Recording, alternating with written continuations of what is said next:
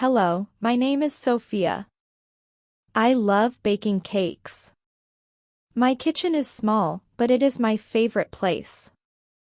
I spend hours mixing flour, sugar, and butter. Baking makes me happy. One day, while I was watching TV, I saw an ad for a baking competition called Bake Your Dream. The winner would get a big prize and their recipe in a famous cookbook. My heart started to race. I always wanted to join a competition like this. I picked up my phone and signed up right away. Soon, I got an email with the special recipe for the competition. The name of the recipe was The Dreamy Delight. It sounded perfect. But when I opened the instructions, I had a problem. All the instructions were in English. I looked at the words. Whisk. Measure. Preheat. I didn't understand most of them. I tried to guess, but it was too hard. I closed my laptop and sat at the kitchen table. My dream felt impossible. But then I had an idea. My little sister, Clara, is learning English at school. Maybe she could help me. I smiled and said to myself, I won't give up. I grabbed my notebook and wrote down some words from the recipe. Tomorrow, I would ask Clara to help me. Will I understand the recipe? Will I bake the dreamy delight? Let's find out together. The next morning, I walked into Clara's room with my notebook. She was sitting on her bed, reading a book. Clara, can you help me? I asked. She looked up and smiled. Sure, Sophia. What do you need? I showed her the recipe. It's for a baking competition, but it's all in English. I don't understand some of the words. Clara took the paper and read it. Oh, this is fun. Let's work on it together. She pointed to the first word. Whisk. It means you mix something very fast with a whisk. Like this. Clara pretended to whisk with her hands. I nodded. Okay, whisk. What about preheat? That means to heat the oven before you bake. For example, the recipe says, preheat the oven to 350 degrees. You turn the oven on and wait until it is hot. Ah, I see, I said, writing the words in my notebook. And measure? That's when you use cups or spoons to get the exact amount of an ingredient. Like 1 cup of sugar or 2 teaspoons of salt. We continued going through the recipe together.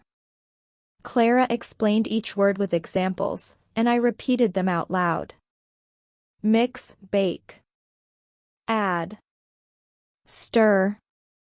It felt like a little English class in the kitchen. After we finished, Clara said, You're learning fast, Sophia. Now, let's translate the whole recipe. It took some time, but we worked step by step. By the end of the day, I felt more confident. I knew what to do, and I even learned a few new words. Thank you, Clara, I said. I couldn't do this without you. She laughed.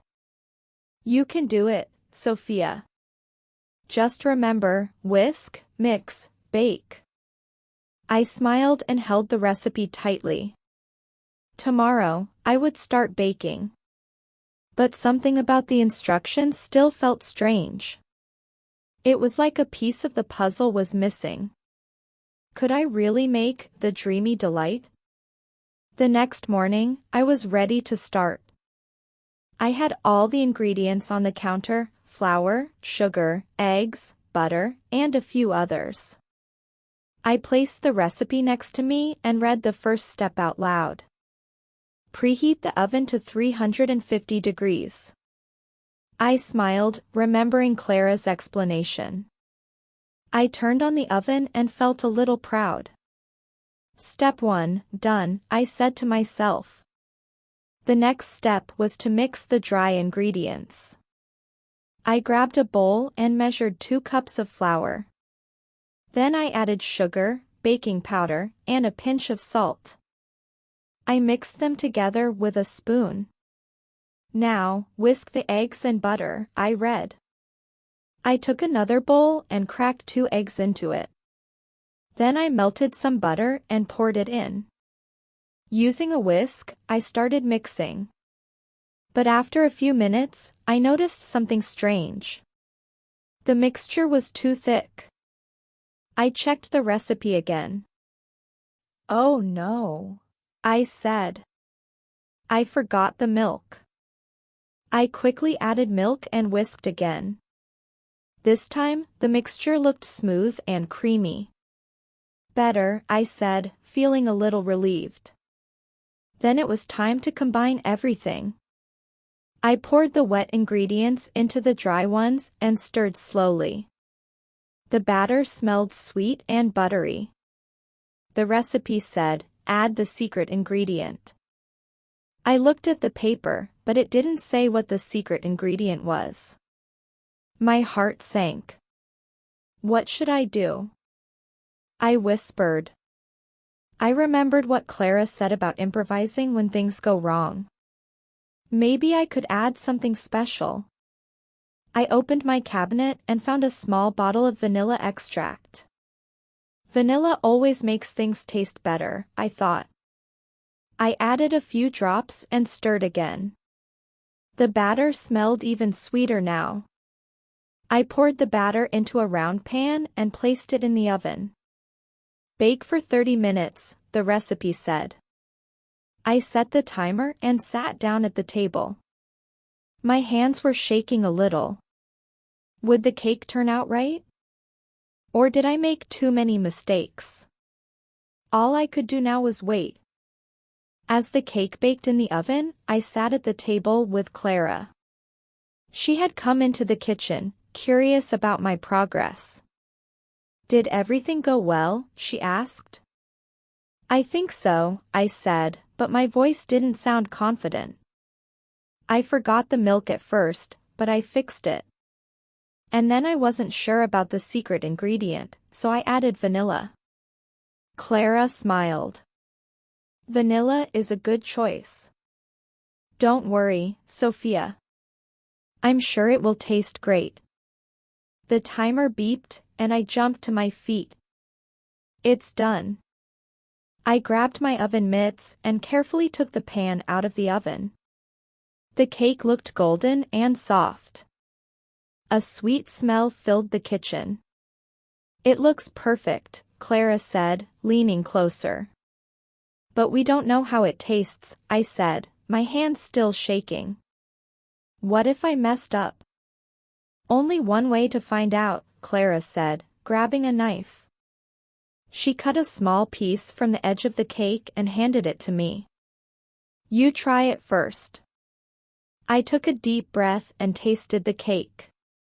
The flavor was soft and sweet, with just a hint of vanilla. A big smile spread across my face. It's delicious. Clara tried a piece too. Wow, Sophia. This is amazing. We laughed together, but then Clara pointed at the recipe. You know, Sophia, you made this your own. Maybe the secret ingredient wasn't something in the recipe. Maybe it was your creativity. Her words made me think. She was right. I had added something special, something that wasn't written on the page. This cake wasn't just the dreamy delight. It was my dreamy delight. Clara ran up to hug me. You did it, she said, laughing. On the way home, I thought about everything I had learned. It wasn't just about baking the perfect cake. It was about trying, making mistakes, and learning something new. The English words I struggled with: whisk, mix, preheat, had become part of my success. Now, I want to share something with you. Have you ever tried following a recipe in English? If not, I have a challenge for you. Find a simple recipe, like cookies or pancakes, and try to follow it in English. Write down new words you learn and practice saying them out loud. Here's a question to help you start. What's your favorite dessert? Leave a comment and tell me about it. Maybe you can even share your own recipe. Remember, every small step counts. Learning something new, like a language, is just like baking a cake. You mix, you try, and you create something wonderful. Today, I won a competition, but the real prize was the confidence I gained. If I can do it, you can too. Let's keep learning, one word and one recipe at a time. And who knows? Maybe your next creation will be the sweetest surprise of all.